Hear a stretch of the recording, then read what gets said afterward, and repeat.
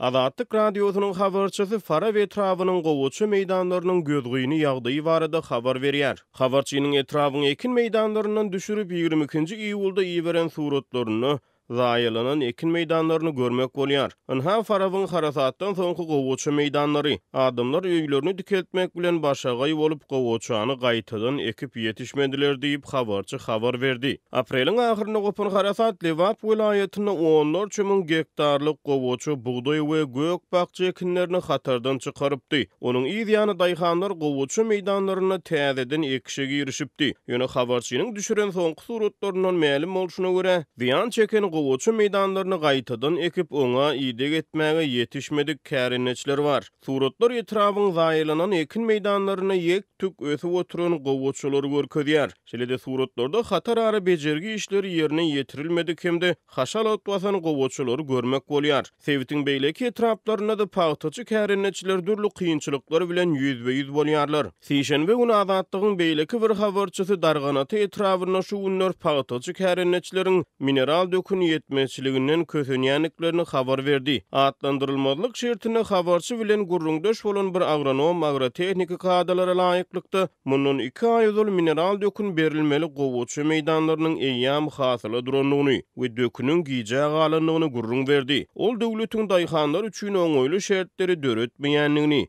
mineral dökünüň giýje galanlygyny aýtdy. Yeni bir daýhan anonim şertde habarçymyza beren gurrungyny ösüş suwlary kadaly tutulmadyk we mineral dökünler bilen imitlendirilmedik gowuçy meýdanlaryndan öýdleriniň hasyly garaşmaýanlyklaryny gurrun berdi. Türkmenistanyň oba hojalyk resmiýetleri ýerlerde talaba laýyk işleriň geçirilýänligini gaýtalaýarlar. Ýöne iş ýüzünde hususan harasatdan ejir çeken etraplarda gowuçanyň gözgüýini ýagdaýy resmiýetleriň aýdýanlaryny tasdiklamaýar. Döwlet telewizionyasy bagtyar kärenetçiler görkezýär. Olar öýdleri üçin döwlet tarapyndan döredilýän şertlere minnetdarlyk sözlerini beýan edýärler. Türkmenistanyň prezidenti Gurbanuly Berdimuhammedow iýunyň başyna Lewap welaýatyna sapar edip çärje we etrawyna daýhanlar bilen duşuşdy. Ýöne prezidentiň duşuşuklaryny öz başda kärenetçiler we daýhan hojalyklarynyň eýeleri ekerançylyk pudagyny öýdleri üçin döredilýänligi aýdylýan ähli şertlere diňe minnetdarlyk sözlerini aýtdylar.